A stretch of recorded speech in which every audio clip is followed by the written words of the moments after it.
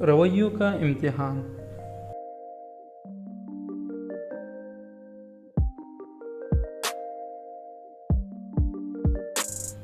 بچپن میں ہم سب بہن بھائی ہر سال گرمیوں میں چند چھٹیاں دیہاتی علاقوں میں گزارنے جایا کرتے تھے۔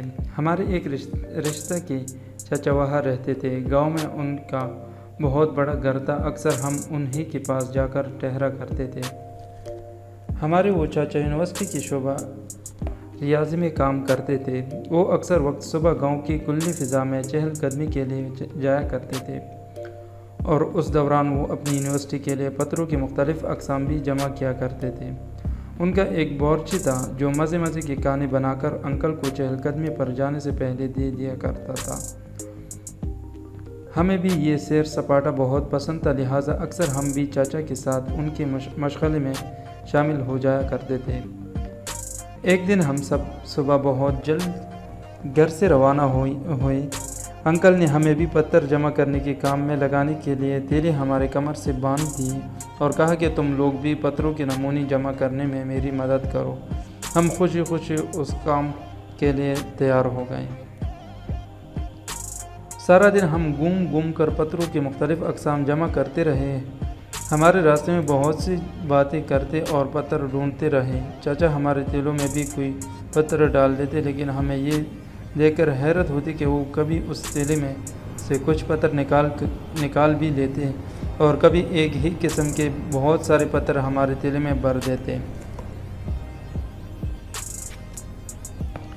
دوپہر کو جب ہم گھر واپس پہنچے تو بہت زیادہ تھک چکے تھے۔ ہمارے تھیلے انتہائی بھاری ہو رہے تھے۔ جب ہم نے ان تھیلوں کو کندھوں سے اتارا تو ہمیں بہت سکون ملا، لیکن چاچا کا تھیلا ابھی بھی نصف سے کم تھا۔ آپ نے ہمارے بیگ میں اتنے زیادہ پتر کیوں بھر دیے؟ ہم نے ان سے احتجاج کرتے ہوئے پوچھا۔ میں نے تو نہیں بھرے، انہوں نے ہلکی سی مسکراہٹ کے ساتھ پراسرار طور پر جواب دیا۔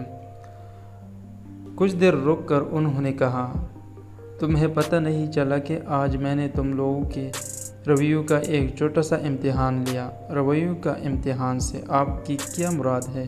ہم نے حیرت سے پوچھا۔ یہ ایک سبق ہے جو کبھی کسی نے مجھے سمجھایا تھا، جو مجھے ہمیشہ یاد رہا، اور آج وہی سبق میں تم لوگوں کو سکھانے کی کوشش کی ہے۔ جو کچھ آج تم لوگ کہہ رہے تھے، میں نے ایک ایک لفظ بہت غور سے سنا۔ جب تم لوگ کسی کی برائی کرتے یا کسی بات یا فرد کا شکوہ کرتے تو میں ایک پتر تمہارے تھیلے میں ڈال دیتا، اور جب تم کوئی مثبت بات کرتے یا شکر ادا کرتے تو میں پتر تمہارے تھیلے سے نکال کر پھینک دیتا۔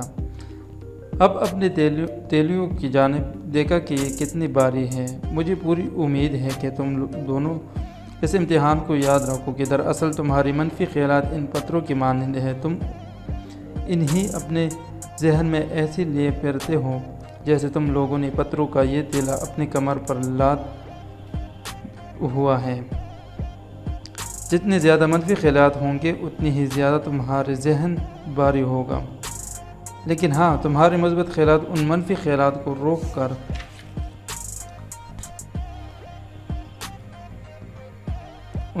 سکتے ہیں۔ لہٰذا اب اپنے تھیلے کی جانب دیکھو کہ تم نے کیا کہا اور کیسے کہا۔